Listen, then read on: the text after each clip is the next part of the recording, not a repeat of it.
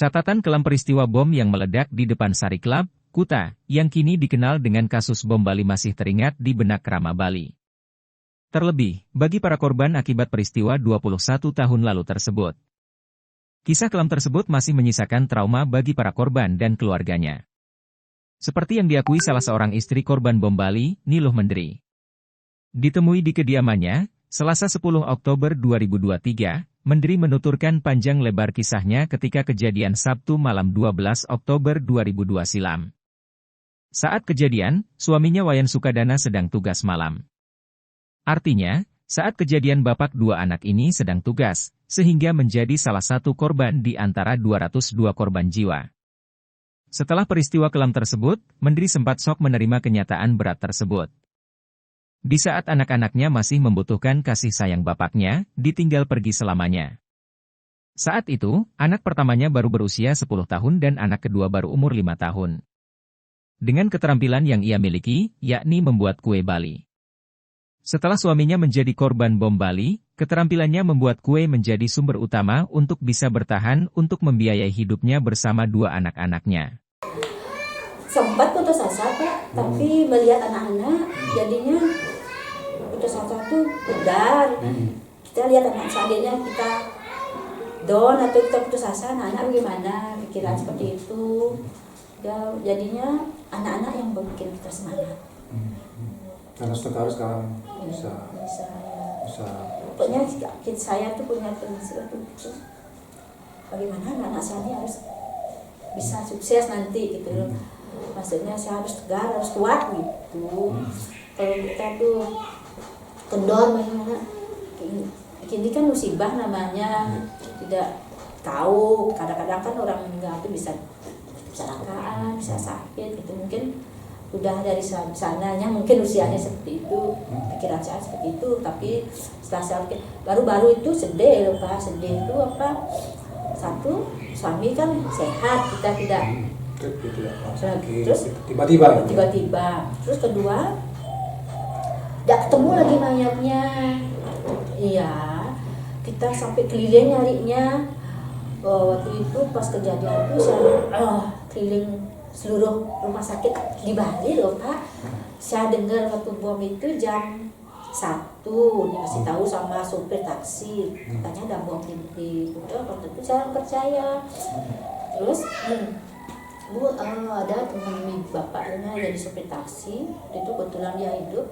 Ibu dipanggil-panggil dari luar, waktu itu kan belum HP-nya belum canggih, belum ada gitu. Ibu dicari ke rumah waktu itu? Di gedor-gedor, Ibu masih di dahulu, belum di sini, masih bersama mertua. Ibu, Pak Yana kerja nggak? Dia bertanya gitu. Ada apa kerja? Aduh Bu, sampai ada apa? Saya udah dengar ledakan waktu itu, ada apa sih bergadang. Saya tuh jam 12 bikin kue sumping, Nagasari. Ini tidur mungkin capek nggak tahu. Aduh kok betul loh Bu, saya nggak percaya loh Pak. Soalnya nggak mungkin. Waktu itu banyak orang boleh tidak percaya. Terus saya tetap bikin bangun jam 3 loh Pak. Tetap saya lanjutkan bikin kue. Terus ada temannya datang jam 4-an. Belum kue saya setor Pak, saya masih di rumah itu. Terus Bu, kenapa Ibu santai tenang Pak Yana kena bom, dia bilang gitu. Baru saya bangunin semua ipar-ipar sama mertua. Meme Pak, kok lebih beda Pak? Nonton bom katanya 2 itu Pak. Yuk kita cari. Saya mati kompor, saya langsung lari waktu itu jam 4 pagi. Saya naik Honda Pak, saya sendiri naik Honda Pak. Saya sama ipar saya yang perempuan namanya Boge itu goceng saya yang goceng, cuma itu gede banget yang udah begitu. Pertama saya cari rumah sakit Sanglah saya cari dulu, karena waktu itu mayatnya orang-orang kenapa luka-luka di sana, tapi mayat belum waktu itu, belum jam 4 itu.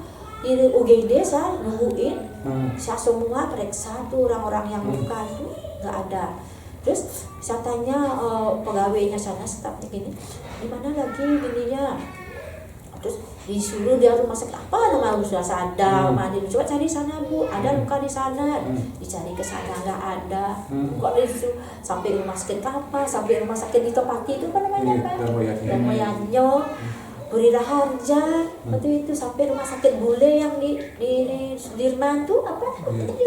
Di situ, pokoknya sampai tiap keliling dari jam 4 sampai jam 8 pagi, saya keliling nyari suami kan, saya kira luka, karena waktu itu luka itu disebar suruh ke rumah sakit, bukan di rumah sakit Sangla, belum saya cari ke kamar mayat, dikira saya ada meninggal luka, gitu.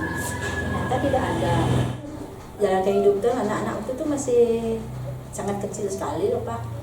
Yang nomor 1 baru umur 10 tahun, yang nomor 2 itu 5 tahun TK. Saya menghadapi kehidupan itu tuh, ya saya kebetulan punya kegiatan juga Pak, untuk supaya tidak terlalu sedih ya.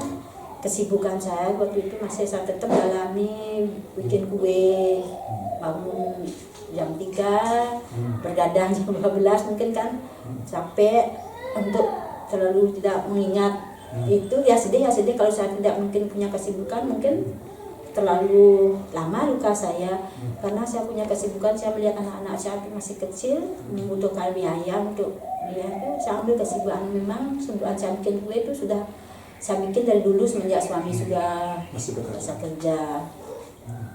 Itulah untuk ya dibilang sedih, ya saya sedih sekali dikira suami itu kan punggung keluarga saya, tulang punggung keluarga itu. Itulah saya cari kesibukan untuk bukan melupakan Pak ya, bagaimana dan bilangnya itu supaya tidak saya terlalu ingat. Mungkin sendiri itu kadang malamnya saya sepi itu nangis juga Pak. Kalau anak-anak udah tidur itu aja Pak. Kini, setelah 21 tahun peristiwa berlalu, dirinya masih ingat dengan kejadian kelam tersebut. Namun, pihaknya bersyukur, anak-anaknya sudah bisa mandiri karena sudah bekerja.